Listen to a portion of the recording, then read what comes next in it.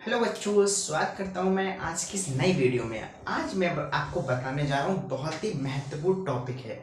हमारा क्या है, महत्तम सम अपवर्तक। बहुत ही सरल टॉपिक है, बहुत ही इम्पोर्टेंट महत्वपूर्ण टॉपिक है ये। ठीक है बच्चों, आज हम जानेंगे महत्तम सम अपवर्तक के बारे में। ये क्या होता है, कैसे निकाला जाता है, ये निकालने की प्रक्रिया होती है। ठीक है बच्चों, तो इसके नाम से हम इसकी परिभाषा जानेंगे कि किसे कहते हैं, महत्तम सम अपवर्तक। ठीक है बच्चों, तो देखिए इसमें क्या है, ये महत्तम। महत्तम आप जानते हो कि जो चीज हमेशा महत्व होती है वो हमेशा ऊंचे पद पे रखी जाती है। ठीक है बच्चों, जैसे आपके यहाँ पे अगर शीशे का कोई गिलास है तो उसे बड़े हिसाब से रखा जाएगा। ठीक है बच्चों, तो आपको इसे बताता हूँ कि महत्तम मीन्स होता है सबसे बड़ा। ठीक है बच्चों,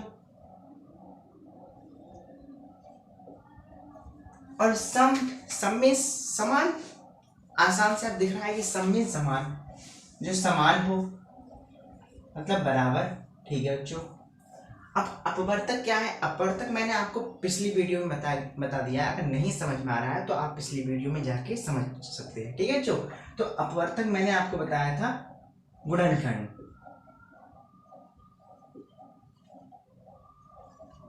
ठीक है बच्चों, इसमें बता दें महत्तम का मतलब सबसे बड़ा, सम का मतलब होता है समान, और अपवर्तक का मतलब होता है गुणनखंड। इन तीनों नाम के प्रयोग से हम इसको जान सकते हैं। अच्छे तरीके से आप समझ भी गए होंगे कि हमें क्या करना है, सबसे बड़ी संख्या ज्ञात करनी है और जो समान हो, और क्या है, गुणनखंड। गुणनखंड मैंने आपको पिछली वीडियो में बता दिया था। तो देखिए, आपको दो संख्याएं दे रखी होंगी, दो या दो से ज्यादा संख्याएं दे रखी होंगी क्वेश्चन के अनुसार। ठीक है, मान लीजिए मैं आपको एक बता देता हूं कि अगर आपको 6 तथा 9 दो संख्याएं दे रखी हैं, इसको मान लेते हैं पहला एग्जांपल के अनुसार मैं आपको समझा देता हूँ। ठीक है बच्चों, तो यहाँ पे 6 और 9 दो संख्याएं दे रखी हैं। अब आपसे पूछा जाएगा कि इसका महत्तम सम अपवर्तक निकालिए। तो सबसे पहले प्रक्रिया हम यहां से करेंगे शुरू। सबसे पहले इन संख्याओं के क्या निकालेंगे, गुणनखंड। ठीक है बच्चों, तो पहले निकाल लीजिए। पहले हमारी 6 संख्या है तो 6 के गुणनखंड निकाल लीजिए। ठीक है, यानी 6 के अपवर्तक।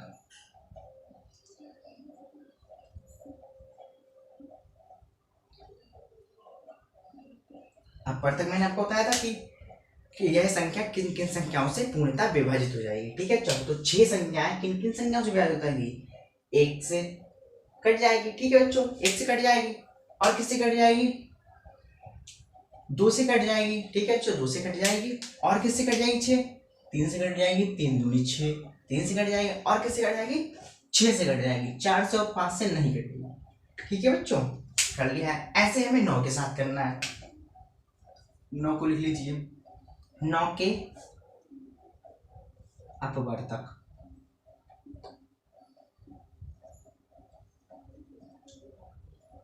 ठीक है बच्चों, तो 9 संख्या किससे कट जाती है, 1 से तो सभी संख्या कट जाती है, मैंने आपको बताया था पिछली वीडियो में। ठीक है बच्चों, 9 से कटेगी। अब किससे कटेगी, 2 से कटेगी नहीं, अब कटेगी 3 से।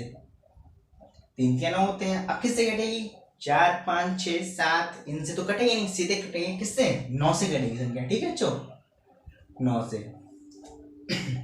यहाँ पे अब देखो इतना काम हो गया है गुणनखंड।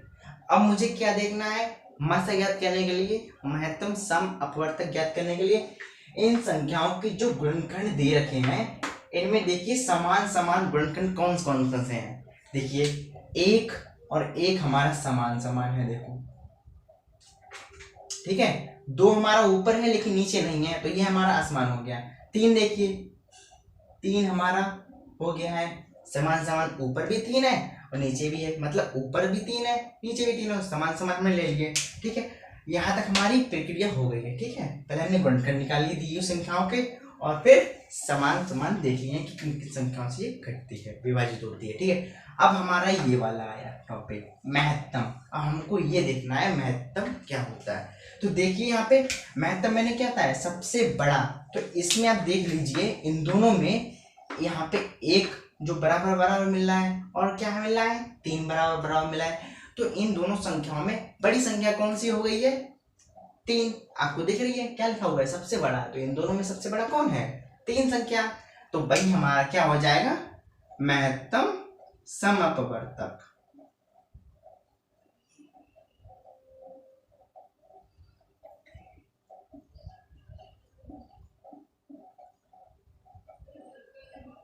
कितना हो जाएगा? 3। बच्चों यही हमारा आंसर है। इसको शॉर्ट में महत्तम समअपवर्तक को कहते हैं मासा। इसे मासा के नाम से भी जाना जाता है, इसे कहते हैं मासा।